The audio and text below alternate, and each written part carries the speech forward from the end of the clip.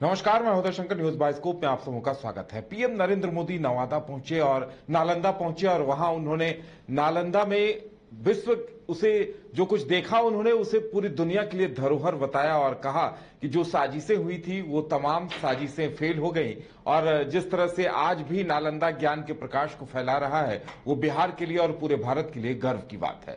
उन्होंने क्या कुछ कहा है और इसके क्या कुछ मायने हैं, इन तमाम चीजों को समझने के लिए हम बातचीत करेंगे। हमारे बिहार संपादक एसके राजीव हमारे साथ पटना स्टूडियो से जुड़े हुए हैं। राजीव जी, जिस तरह से पीएम ने नालंदा का दौरा किया और नालंदा को एक तरह से जो स्थान मिलना चाहिए था उसे लेकर भी उनके मन में एक कसक दिखी और उन्होंने कहा कि पूरे बिहार को और भारत को नालंदा पर गर्व होना चाहिए। क्या कुछ मायने हैं इसके?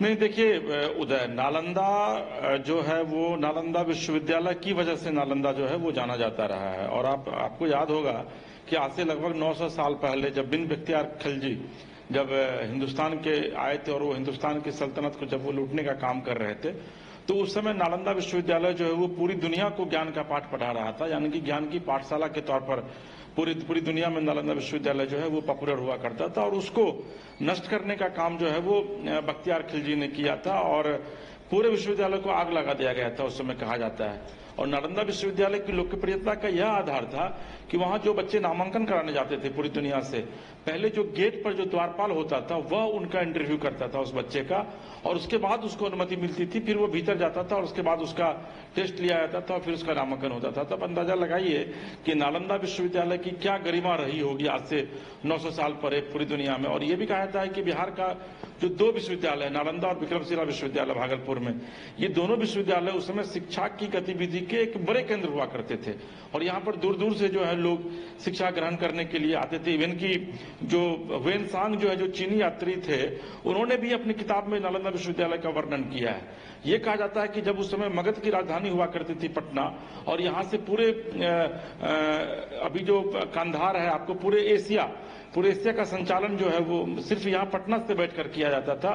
और उस समय सम्राट अशोक की राजधानी हुआ करती थी, चंद्रगुप्त मौर्य की राजधानी हुआ करती थी और उस समय भी नालंदा विश्वविद्यालय का अपना एक बड़ा योगदान जो है वो पूरी दुनिया की शिक्षा में जो है वो हुआ करता था।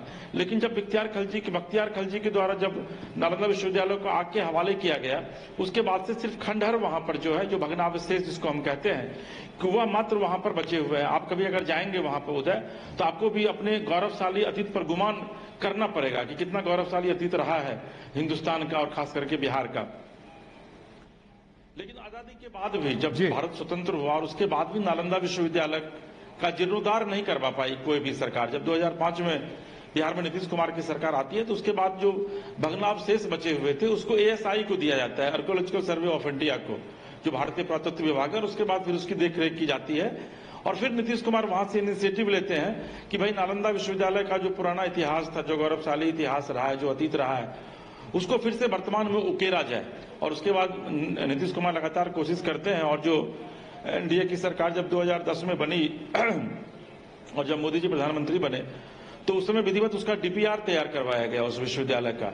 और हूबहू जो आज से 800-900 साल पहले जो विश्वविद्यालय का शेप हुआ करता था, हूबहू उसी शेप में विश्वविद्यालय का निर्माण कराया गया। और तत्कालीन जो राष्ट्रपति थे APJ अब्दुल कलाम, वो भी यहाँ पर विधिवत नालंदा विश्वविद्यालय आए हुए थे, शायद उन्होंने ही उसकी धरोहर नींव रखी थी और आज वो मूर्त रूप लिया है। तो आज का दिन जो है वो वाकई में न सिर्फ बिहार के लिए, नालंदा के लिए, बल्कि पूरे देश के लिए आज का दिन जो है वो काफी गौरवशाली दिन है, क्योंकि नालंदा फिर से नालंदा विश्वविद्यालय जो बिल्कुल। और राजीव जी, पीएम ने 20 मिनट तक जो खंडहर भग्नावशेष हैं उनका भी मुआयना किया है।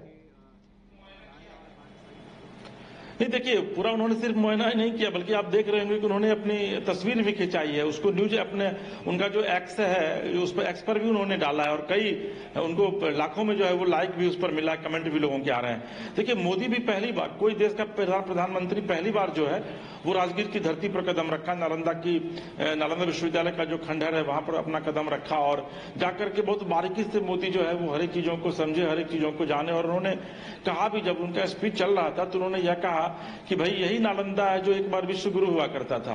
भारत को विश्व गुरु बनाने में नालंदा की बड़ी भूमिका हुआ करती थी और एक बार आज फिर से भारत जो है वो विश्व गुरु की तरफ जब बढ़ चला है तो उसमें भी इस नालंदा विश्वविद्यालय की एक बड़ी भूमिका होगी। और नालंदा विश्वविद्यालय को सेंट्रल यूनिवर्सिटी का दर्जा भी दिया गया है, सेंट्रल केंद्रीय विश्वविद्यालय के अधीन जो है नालंदा विश्वविद्यालय रहेगा। और इतना शानदार प्रेमिसेस बनाया गया है, उसका जो एरियल सर्वे करवाया गया है उधर, जब उसको आप देखेंगे तो आप भी एक बार जरूर कहोगे कि वाकई में बहुत शानदार जो है इसका जो कंस्ट्रक्शन जो है वो करवाया गया। तो आज प्रधानमंत्री मोदी, नीतीश कुमार विदेश मंत्री थे, उसके बाद राजेंद्र नाथ जो आर्लेकर हैं यहाँ के गवर्नर हैं वो थे, वो तमाम लोग थे। 17 देश के राजनयिक, समझिए आप 17 देश के राजनयिक जो है वो आज पार्टिसिपेट कर रहे थे इस इनॉग्रेशन के मौके पर। तो निश्चित तौर पर एक गौरवशाली अतीत पर एक बार फिर से बिहार जो है वो न सिर्फ इठला रहा है बल्कि गुमान भी कर रहा है, और आज उसके कहीं न कहीं से गवाह जो है वो देश के प्रधानमंत्री नरेंद्र मोदी बने। जी उदय।